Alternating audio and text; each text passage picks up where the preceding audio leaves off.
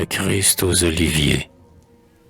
Dieu est mort, le ciel est vide, pleurez enfants, vous n'avez plus de père. Jean-Paul. Quand le Seigneur, levant au ciel ses maigres bras, sous les arbres sacrés, comme font les poètes, se fut longtemps perdu dans ses douleurs muettes, il se jugea trahi par des amis ingrats. Il se tourna vers ceux qui l'attendaient en bas, rêvant d'être des rois, des sages, des prophètes, mais engourdi, perdu dans le sommeil des bêtes, il se prit à crier « Non, Dieu n'existe pas !» Il dormait. Mes amis, savez-vous la nouvelle? J'ai touché de mon front la voûte éternelle. Je suis sanglant, brisé, souffrant pour bien des jours. Frère, je vous trompais.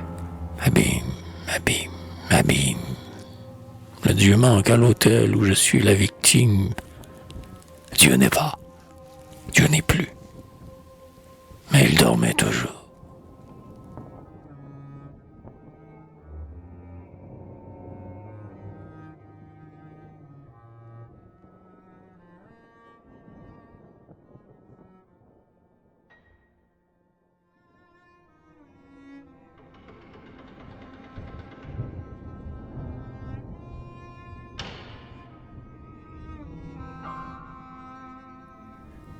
Il reprit « Tout est mort.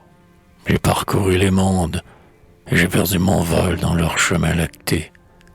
Aussi loin que la vie, en ses veines fécondes, répand des sables d'or et des flots argentés.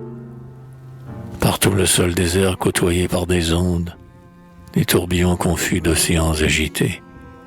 Un souffle vague émeut les sphères vagabondes, mais nul esprit n'existe en ces immensités. En cherchant l'œil de Dieu, je n'ai vu qu'une orbite, vaste, noire et sans fond, d'où la nuit qui l'habite rayonne sur le monde et s'épaissit toujours. Un arc-en-ciel étrange entoure ces puits sombres, seuil de l'ancien chaos dont le néant est l'ombre, spirale engloutissant les mondes et les jours.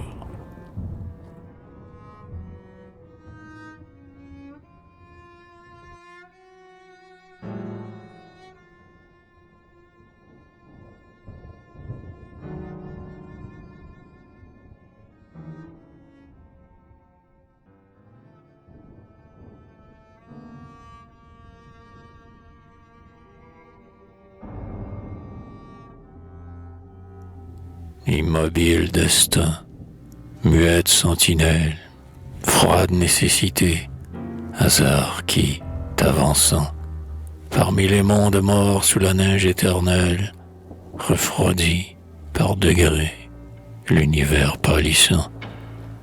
Sais-tu ce que tu fais, puissance originelle, de tes soleils éteints, l'un l'autre se froissant? Es-tu sûr de transmettre une haleine immortelle entre un monde qui meurt et l'autre renaissant? Oh mon Père, est-ce toi que je sens moi-même? As-tu pouvoir de vivre et de vaincre la mort? Aurais-tu succombé sous un dernier effort de cet ange des nuits que frappa l'anathème? Car je me sens tout seul à pleurer et souffrir. Hélas, et si je meurs, c'est que tout va mourir.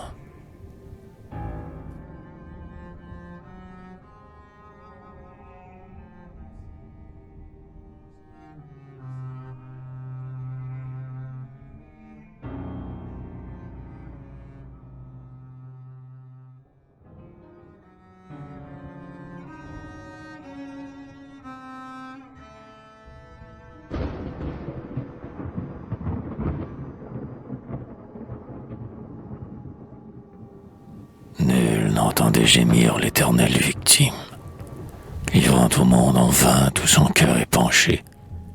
Mais prêt à défaillir et sans force penché, il appela le seul, éveillé dans Solim.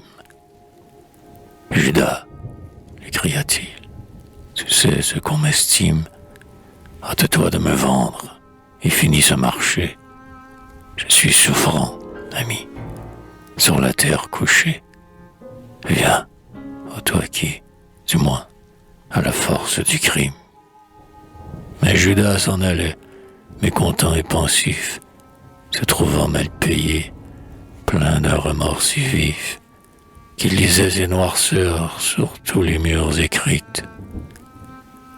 Enfin Pilate seul, qui veillait pour César, sentant quelque pitié, se tourna par hasard. Allez chercher ce fou, dit-il au satellite.